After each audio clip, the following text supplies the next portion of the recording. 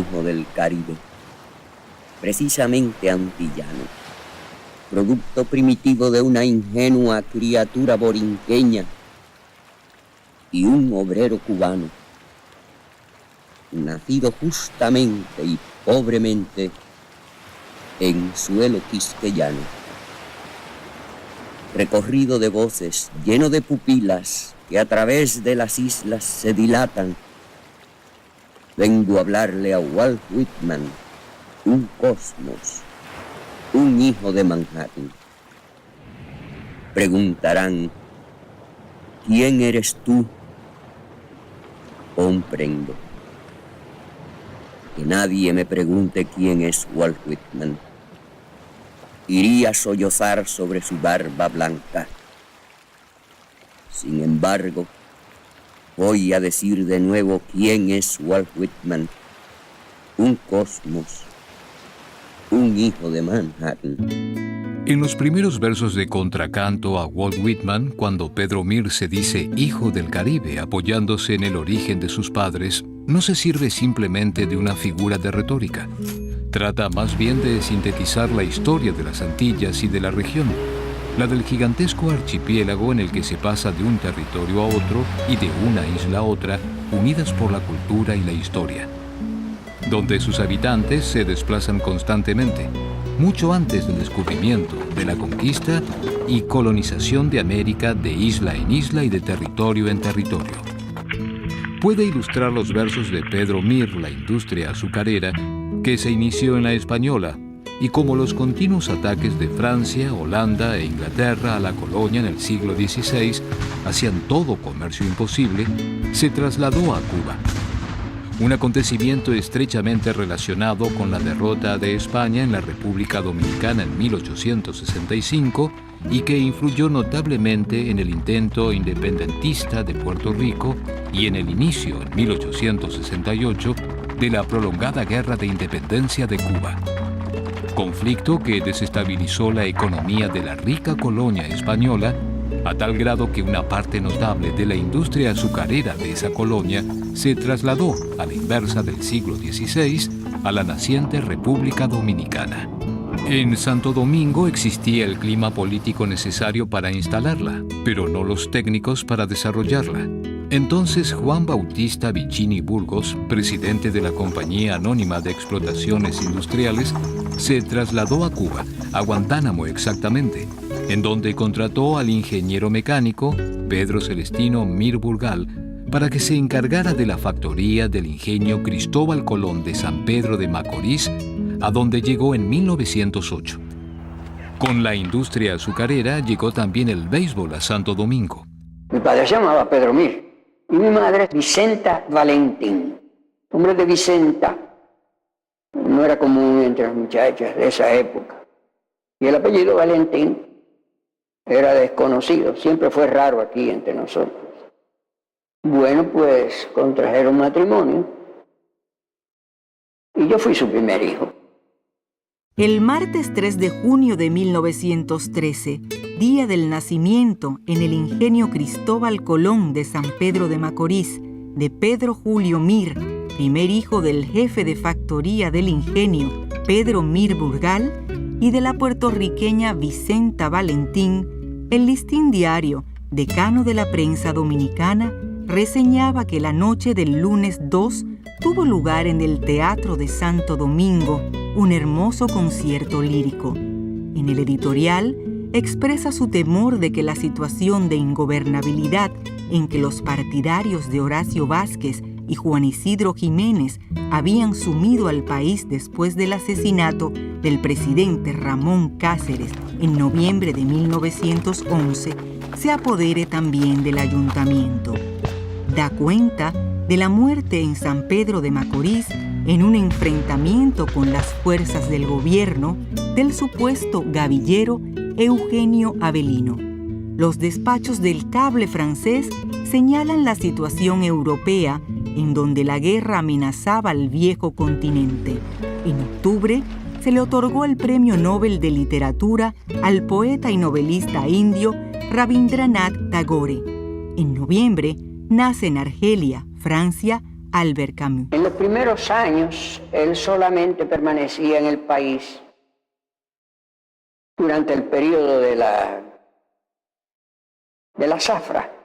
Cuando terminaba la zafra, él regresaba a Cuba y luego volvía para hacer las reparaciones que se hacen cada año en Central y reiniciar la nueva zafra.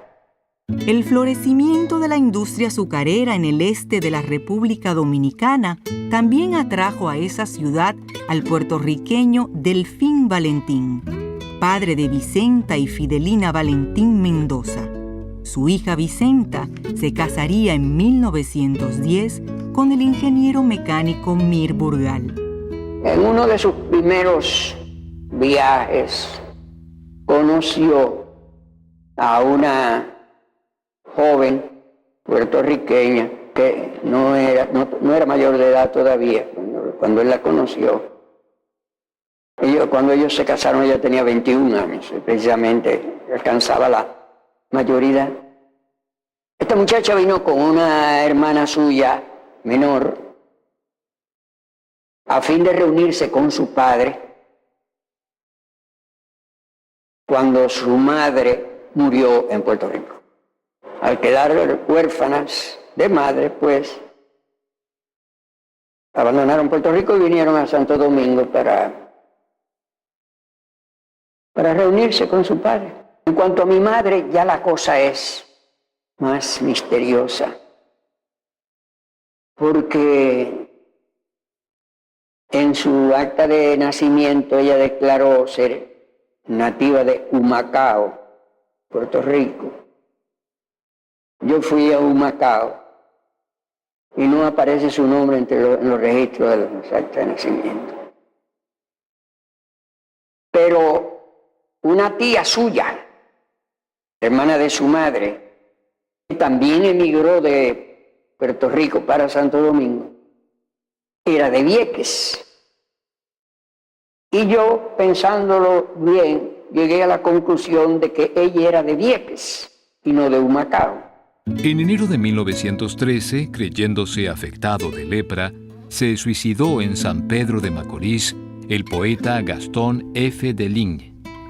El jefe de mecánica del Ingenio Colón, Pedro Mir Burgal, y la puertorriqueña Vicenta Valentín Mendoza se habían casado en San Pedro de Macorís en 1910. En diciembre de ese año fallecía en Santo Domingo Manuel de Jesús Galván, quien hacía menos de un año había dado a la estampa la versión definitiva de Enriquillo, leyenda histórica dominicana, publicada 28 años atrás, en 1882. La muerte del presidente Cáceres es tal vez uno de los actos políticos más irresponsables de la historia dominicana, pues no benefició en nada a los complotados ni al país. Sus consecuencias, al contrario, fueron nefastas. Una inestabilidad política que terminaría con una intervención militar norteamericana en 1916 y daría pie, unos años después, a la prolongada dictadura de Rafael Trujillo, una de las más férreas del continente hispánico. En ese trágico año de 1911, el poeta Vigil Díaz anunció el vedrinismo, un movimiento de vanguardia puramente literario que tiene particularmente el mérito de haber introducido el verso libre en la literatura dominicana. El vedrinismo se ampara simplemente en la pirueta aeronáutica del aviador francés Jules Védrine, de Loop in the Loop, que dejaba a los que la practicaban dos opciones, el éxito o el fracaso. Vigil Díaz no tuvo adeptos, aunque años después se le unió Zacarías Espinal, un poeta que, a pesar de su apego a las generaciones anteriores en su aspecto formal y en franca reacción a la poesía demasiado realista del postumismo, nos deja una poesía muy innovadora para la época. Luego del asesinato del archiduque de Austria Francisco Fernando y su esposa en Sarajevo el 28 de julio de 1914, Austria declaró la guerra a Serbia. Una semana después, Rusia, Francia e Inglaterra la declaraban a Austria, Alemania y Turquía. Una guerra entre imperios con posesiones en varios continentes. Ese día se iniciaba la Primera Guerra Mundial, que se extendería hasta el 11 de noviembre de 1918, dejando un saldo de más de 9 millones de muertos. El conflicto modificó no solo la geografía europea, sino también la correlación de fuerza mundial. En febrero de 1917 falleció Vicenta Valentín al dar a luz a su hija Olga María. Su muerte, cuando Pedro Mir no había cumplido los 4 años, marcaría su infancia y toda su vida futura. La muerte de su madre podría estar incluso en el origen de la inclinación de Pedro Mir por la literatura. La creciente inestabilidad política de República Dominicana, provocada por las llamadas revoluciones, fue la excusa de Estados Unidos para imponer la paz doméstica en Haití y República Dominicana, los dos países de la isla de Santo Domingo. Una suerte de Pax Americana como la que en su tiempo imponía el Imperio Romano. En los inicios de la ocupación militar, Carlos Sánchez y Sánchez, Cristian Lugo y Francisco Prats Ramírez fundaron la Asociación Cultural y Literaria El Paladión, destacándose en la lucha por la soberanía y la desocupación. Las tropas de ocupación combaten en la región este de República Dominicana a los llamados cabilleros. Mi madre murió del parto de su tercera criatura. Las 2 otras eran hembras, y aquella murió de parto, también murió pronto, de 1 año de nacida. Yo de esto tengo un recuerdo muy vagaroso, y a mi propia madre no la recuerdo, no la recordé nunca. Entonces mi padre se casó con la hija de la tía de mi madre, América Mendoza, y mi madre también era Mendoza por su madre, que se llamaba Juana Mendoza. El Imperio ruso desapareció antes de que terminara la Primera Guerra Mundial. En abril de 1917, Estados Unidos declara la guerra a Alemania, y en octubre triunfa la Revolución Rusa y nace el primer Estado socialista de la historia. Estados Unidos ocupa militarmente Haití en julio de 1915 y República Dominicana en mayo de 1916. Lilia Marina, hija de Pedro Mir Burgal y Vicenta Valentín, nace en el ingenio Cristóbal Colón de San Pedro de Macorís en 1915. Mi padre se casó con la prima hermana de mi madre. Mi madre desapareció del contexto familiar. No se hablaba nunca de ella, sino en alusiones forzosas, pero breves siempre, porque quizá no había mucho deseo de que permaneciera presente en el seno de aquella familia. Y yo, ahora que han pasado ya por fin los años de la vida, comprendo que yo mismo no hiciera las investigaciones que tanta falta me hicieron después, porque yo participaba de ese ambiente vago, no formulado nunca programáticamente, pero que significaba borrar aquel personaje que ya era un intruso en esa familia. La muerte de Vicenta Valentín marcó la infancia de Pedro Mir. Ese día, su padre no estaba en casa porque había salido a rescatar un ingenio de la Casa Vicini en Ocoa o en Asua. Los recuerdos de su madre aparecen dispersos en su obra literaria, siempre vagos y asociados a olores y visitas. Fidelina, la hermana de su madre, murió antes de que Pedro Mir, padre, se casara con América Mendoza en 1919. A partir de entonces, se comenzó a diluir el recuerdo de la difunta a tal grado que desapareció del contexto familiar. Se exhibe en Berlín en 1920 la primera película expresionista, El gabinete del Dr. Caligari, de Robert Wiene. La memoria infantil de Pedro Mir registra que junto a su hermana Lilia, acompañó a su padre en un viaje a Guantánamo para presentar su nueva esposa a su familia. Corría ya 1920 y la crisis provocada por la caída de los precios del azúcar, del café y del cacao afectaba a Santo Domingo. En 1921, cuando falleció en San Pedro de Macorís el reconocido poeta Federico Bermúdez, muchos comercios de esa ciudad y de Santo Domingo habían quebrado.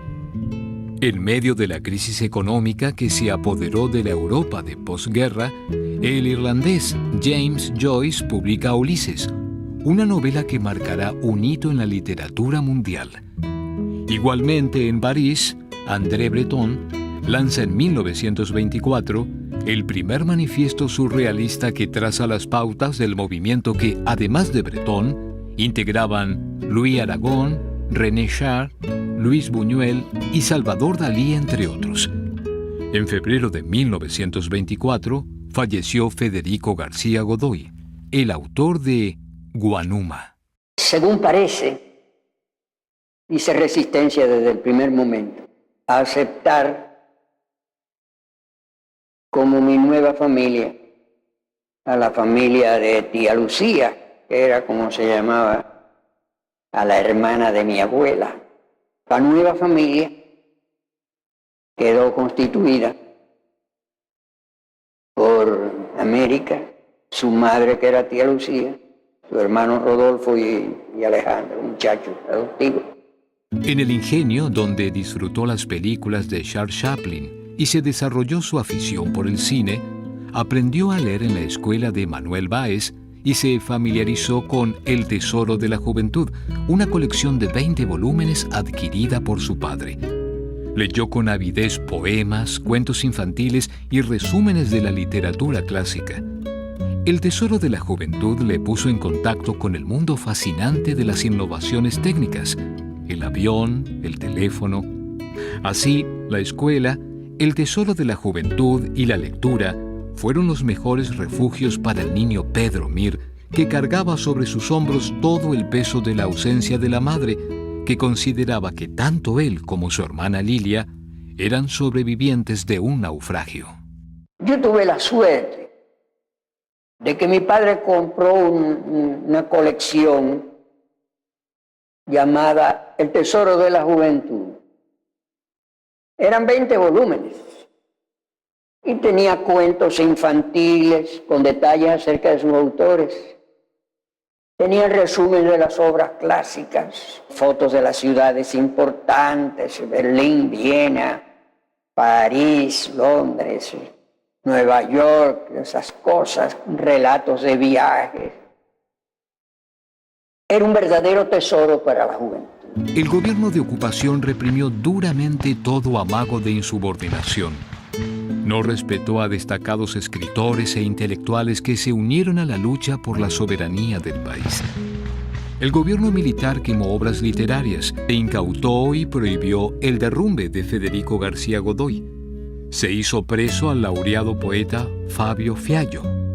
En 1921, Domingo Moreno Jiménez, Andrés Avelino y Rafael Augusto Zorrilla anunciaron el nacimiento del movimiento literario El Postumismo. En Alemania, Hitler fracasa en un intento de putsch contra la República de Weimar en 1922. Arrestado y condenado a 5 años, es liberado anticipadamente.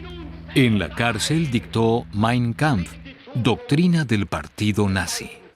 Yo me consideraba siempre un muchacho malo. Todavía me queda esa vaga resonancia de que he cometido algo malo que se me va a reprochar, que eventualmente pudo haber evolucionado. Lo que yo pienso es que quizás ese ha sido el motor de esa inclinación a escribir, el deseo de liberarse de esa carga, o de liquidar ese problema, de alcanzar la madurez que ya exime a uno. El Santo Domingo, ocupado militarmente por Estados Unidos, experimentaba un esplendor económico nunca visto.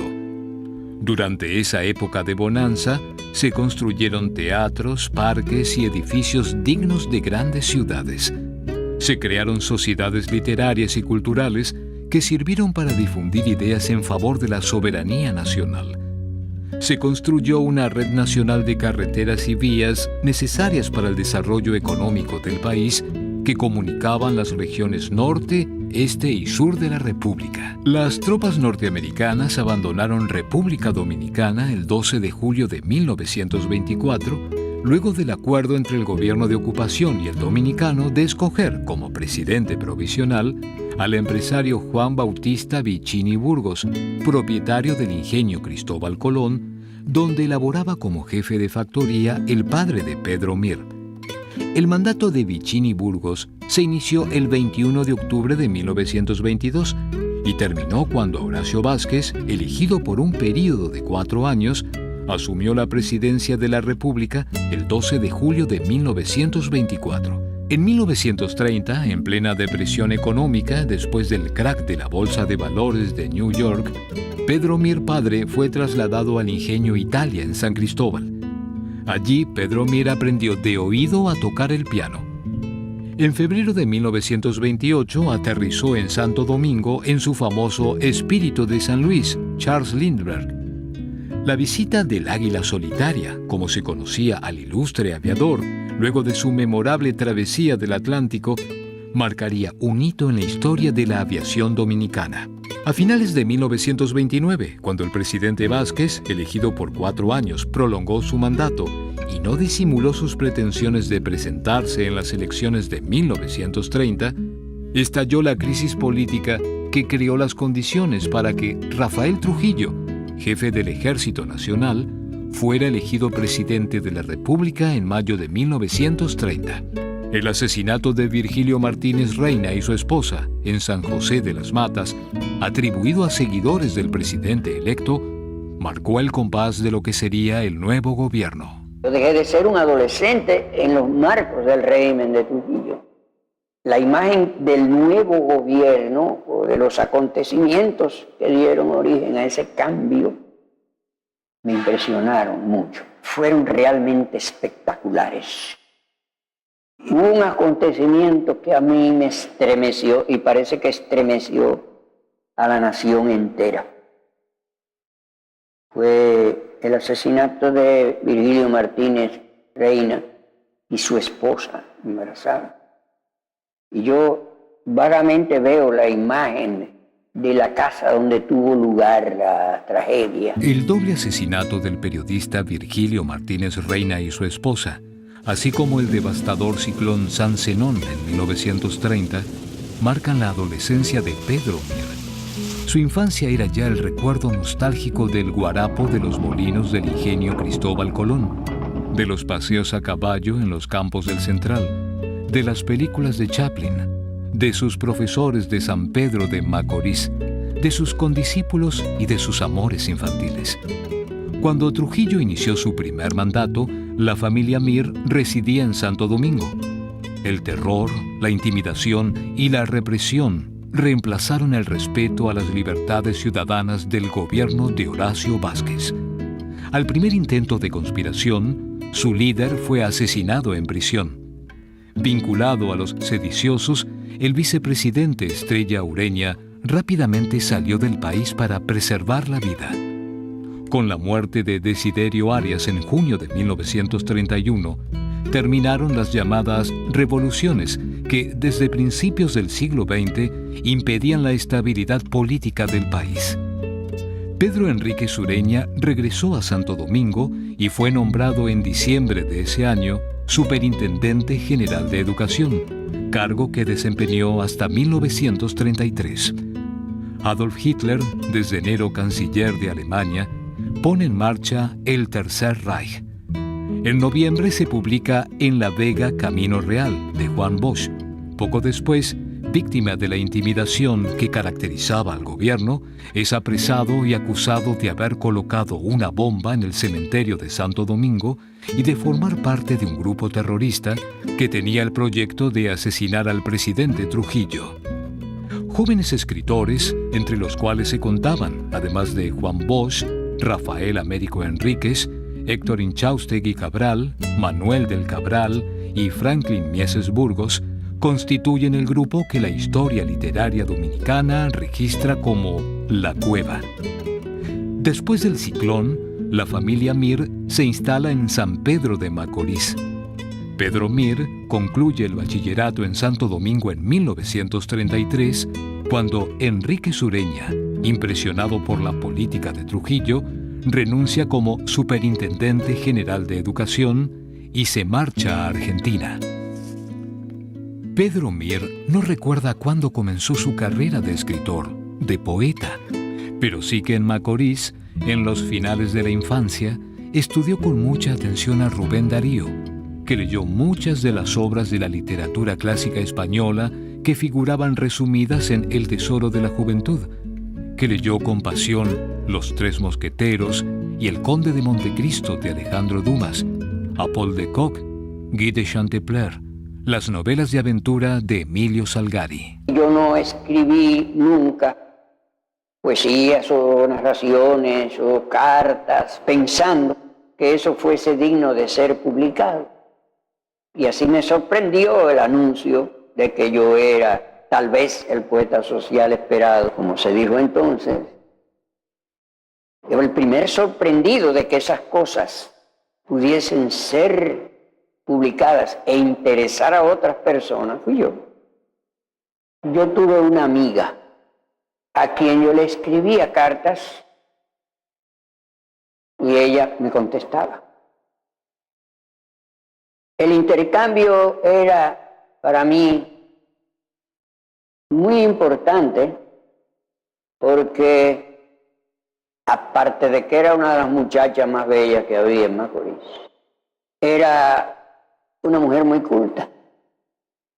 Y esta muchacha llamaba Elvirita Parra, era de origen puertorriqueño. Y en una de las cartas que ella me escribía, me decía: Pedro, tú deberías escribir tus recuerdos, tus aventuras, tus paseos, porque algún día tú vas a ser un gran escritor de tu país. Ella me dijo eso cuando yo tenía 18 años y a mí me pareció aquello una cosa de fantasía. Pero cuando, andando los años, se publicó un artículo de Salvador Ortiz con el título Pedro Mir, poeta de hoy, yo pensé en Elvirita. Y eso fue en 1938. Yo pensé que ya se había realizado aquel vaticinio de Elvirita. Y no hace mucho tiempo hice yo un viaje a Puerto Rico y ya se me había otorgado el título de poeta nacional. Entonces yo fui a buscar a Elvirita para decirle: mira, ya yo fui eso que tú anunciabas. Una observación de Elvira Parra, su amiga de la adolescencia, despierta en Pedro Mir al escritor latente. Al leer sus cartas, Elvira Parra le sugiere contemplar la idea de escribir sus recuerdos, sus aventuras, sus paseos. Esas cartas estaban respaldadas por la lectura de obras de la vanguardia europea, como En busca del tiempo perdido, de Marcel Proust, la poesía de Paul Valéry, Ulises de James Joyce y otras lecturas que compartía con sus compueblanos Carlos Curiel, Salvador Ortiz y Bebecito Leonor, gran aficionado de la obra de Sigmund Freud. También leía a Vargas Vila, considerado un escritor maldito. Para ese entonces, Juan Bosch dirige la página dominical del Listín Diario. En julio de 1936 se inicia la Guerra Civil Española y el 18 de agosto la Guardia Civil asesina en Granada al reconocido poeta Federico García Lorca. Se publica La Mañosa, la novela de las revoluciones de Bosch. En Alemania, donde se perseguía a judíos y opositores al régimen nazista, tienen lugar los Juegos Olímpicos de Verano. La guerra civil hace de España el terreno donde se experimentan las nuevas armas que se ilustrarían en la próxima guerra europea. Fuimos amigos, Carlos Curiel, Salvador Ortiz, y en esa época precoz Los nombres que manejaban estos muchachos eran Proust, Joyce, y había una obra que se llamaba Las literaturas europeas de vanguardia. Y ahí estaba el recorrido de todas las escuelas de vanguardia, que increíblemente están todavía vigentes. Y nosotros teníamos ya conocimiento de Joyce y de Proust en aquellos lejanos días. Aunque yo, que tenía un freno que me impedía abordar la novela, tengo todavía ese deleite de leer a Proust. Tengo sus obras completas, sus novelas completas. Es decir, la Recherche de Temple. Digo, yo no sé bien qué tipo de relaciones tenía con Bosch, pero él hablaba conmigo de Bosch como de igual a igual. Rijo escribió algunos cuentos que fueron muy estimados y estimables. Entonces, la gente de Américo Enríquez, Franklin Mieses Burgos, Pedro René Contigny Ibar, que era el zar de la crítica y de la literatura aquí, era un mundo que Rijo manejaba.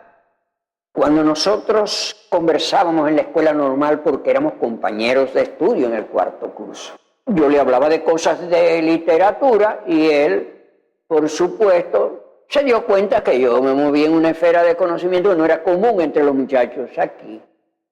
Y eso puede haber despertado el interés que le llevó a él a dar ese paso. Sus primeros poemas se publican como consecuencia de una indiscreción de José Rijo, su condiscípulo en la Normal, quien, sin consultarle, se los llevó a Bosch al listín, y éste, recomendándole dirigir sus ojos a la patria, se los devolvió. Mir le respondió con La carta que no ha de venir y otros textos. Y un buen día José Rijo me habló de un joven que se llamaba Pedro Mir, que escribía versos. 2 o 3 días después de eso me llevó un poema de Pedro Mir. Era un poema a una mujer, un poema de amor. Pero a mí me impresionó mucho ese poema. Y le dije que yo quería conocer al autor. Poco tiempo después, él me llevó un poema suyo, que yo le publiqué en el listín. Y al publicárselo, le puse una nota, recomendando la lectura de ese poema y preguntando, ¿será Pedro Mir el poeta social que espera el pueblo dominicano? Y ese acontecimiento, claro, modificó profundamente mi vida, cambió todo el cuadro de mi existencia personal y mis objetivos para el futuro. Pedro Mir admite sin rubor que Romance de los 9 meses, Boleros son, Alegría de la mañana blanca, Poema del llanto trigueño y Hallazgo, publicados en la página del Listín Dominical en 1938, expresan su admiración por Rubén Darío y el modernismo. También reconoce que la poesía de Federico Bermúdez, de Eligio Bizardi e incluso del metódico Gastón de Ligne, reconocidos poetas de su ciudad natal, le llevaron a cultivar la poesía. Y yo pensaba que eso era lo que había que ser, el poeta social, que debe haber sido el reclamo de la época, la urgencia, la necesidad del país, porque él primero había dicho que debía dirigir los ojos a mi patria. Y eso, claro, definía entonces la poesía como poesía patriótica. Pero después agregó eso, de si sería yo el poeta social, porque introducía un nuevo matiz en aquello para un joven que está a los 20 y tantos años, que no conoce nada de la vida, en realidad, y para quien una pregunta como esa constituía todo un programa, como en efecto fue. Rechaza enfáticamente la influencia de Federico García Lorca en sus primeros poemas, como observa Salvador Ortiz en Pedro Mir, poeta de hoy. Recuerda que esos recursos poéticos estaban ya en la poesía clásica española, en Lope de Vega, en Góngora, en Rubén Darío y otros modernistas. La influencia de García Lorca en su poesía, insiste, se debe a que tenían la misma fuente. En 1941, cuando me gradué de abogado, Yo era un sencillo y modesto empleado de la Dirección de Bellas Artes. Al graduarme de abogado, me enviaron como inspector de la Escuela Normal. Después pasé a ser profesor de lengua española en el tercer curso, que ya era retórica. En otras era gramática y otras cosas. Pero ya en el tercer curso había un programa que era retórica, en el cual habían preguntas de estética. Porque el programa lo elaboró Pedro Enrique Sureña, con mucha visión, mucho cariño.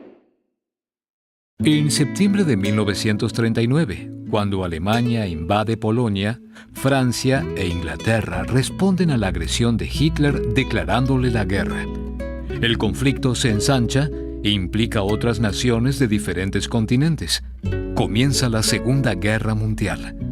En septiembre muere en Londres el psicoanalista Sigmund Freud. En Estados Unidos se exhibe Lo que el viento se llevó. Esa asignatura se llamaba Lengua Española. Y el programa había sido confeccionado por Pedro Enrique Sureña. Así que yo muy celosamente me sometí al programa de don Pedro y escribí para uso de los muchachos lo que llamábamos entonces un manualete de lengua española. Le decíamos el manualete, en el que yo respondía algunos de los puntos del programa, porque como era lengua española, incluía otros aspectos que no eran los retóricos. Entonces, yo a los retóricos le presté mucha atención. Era mi mundo real, la metáfora, la sinécdoque, la metonimia, las figuras de dicción, las figuras de pensamiento. Y para entonces yo retenía todas las variantes de todas las silepsis, de las formas retóricas. Y en un poema que titulé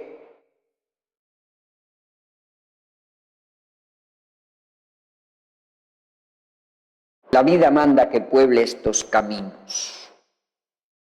En las primeras estrofas, yo las hice con la misma actitud que yo escribía los versos de mi adolescencia. No me proponía escribir un poema, sino practicar unas figuras de reduplicación, es decir, las diversas formas de repetición. Entonces, yo repetía la misma palabra al principio y al fin del verso. El verso siguiente, la misma palabra, repetirla en el centro. Luego, comenzar los versos con la misma palabra. Luego, terminar los versos con la misma palabra. Es decir, todas las combinaciones posibles de la repetición. Era simplemente repitiendo. Claro, entonces también metí otras figuras. Bueno, eso era el ejercicio prácticamente. El poema comenzaba diciendo: vienen las horas de mar azul. Que es la palabra horas está repetida en el centro. Pedro Mir se casa en 1940 con Estela Ramírez. Alterna sus estudios de Derecho con su trabajo como mecanógrafo de la Escuela de Bellas Artes y colabora en programas de la radioemisora HIN. Francia es ocupada por Alemania. Su hermano Luis Emilio comienza estudios de ingeniería mecánica en La Habana. Marrero Aristi publica Over, que narra la explotación en los ingenios azucareros. El 8 de septiembre de 1940 nace en Santo Domingo Hugo Fernando, su primer hijo. 1941 se inicia con la muerte del novelista James Joyce y en diciembre, Trujillo, para disimular su germanofilia, declara la guerra a Alemania. Su tesis, La redacción de las sentencias, Pedro Mir la dedica al antitrujillista José Antonio Bonilla. El abogado Pedro Mir abre bufete en Santo Domingo. En octubre de 1943 nace Luis Pedro, su segundo hijo. Intenta sin éxito reunir en un volumen los poemas publicados entre 1937 y 1943. Contempla instalarse en La Habana como abogado. La llegada de los republicanos españoles a Santo Domingo fue una revolución para la cultura dominicana. Trajo la modernidad a un país que apenas salía del siglo XIX. Juristas e intelectuales prestigiosos se incorporaron como docentes de las facultades de Derecho, Ciencias y Filosofía. La Escuela Nacional de Bellas Artes acogió muchos de los artistas plásticos que habían encontrado refugio en Santo Domingo. Lo mismo sucedió con la música y el teatro. Dibujantes y escritores notables colaboraron en los principales periódicos nacionales. En la conocida Página 5 de La Nación, reservada exclusivamente a los exiliados españoles, figura la firma de Pedro Mir. La efervescencia cultural creada por los exiliados del franquismo en Santo Domingo y la aparente apertura liberal del régimen estimuló la aparición en 1943 de la revista La Poesía Sorprendida, publicación que introduce la vanguardia europea en la cultura dominicana. En La Poesía Sorprendida se publicaron, entre otros, textos de Rafael Américo Enríquez, Franklin Mieses Burgos, Aida Cartagena Portalatín, Freddy Gatonarse, Manuel Rueda, Mariano Lebrón Sabiñón y Antonio Fernández Spencer, de Alberto Baeza Flores y Eugenio Fernández Granel. La revista, cuyo lema La poesía con el hombre universal, iba acorde con la apertura del país tras la llegada de los republicanos españoles y de los judío-alemanes que huían de Franco y de Hitler. A la capitulación de Alemania en mayo de 1945, le siguen el juicio a los dirigentes nazis en Nuremberg y una nueva política exterior de Estados Unidos que obliga a Trujillo a una apertura y a permitir partidos de oposición. Dos organizaciones de izquierda, el Partido Socialista Popular y la Juventud Democrática, acogiéndose a esta apertura democrática, se manifiestan en Santo Domingo. También regresan algunos exiliados. La Guerra Fría pone fin a la etapa liberal de Trujillo. Como ya no era necesario para ser democrático, Trujillo desata una ola de represión y persecución contra el Partido Socialista Popular y la Juventud Democrática. Creo que el momento más importante de mi vida fue un momento que también lo fue para la humanidad. Fue el final de la guerra, de la Segunda Guerra Mundial. Cuando terminó la guerra, creo ahora, y lo pensé entonces, que se abría un verdadero período para la historia de la humanidad.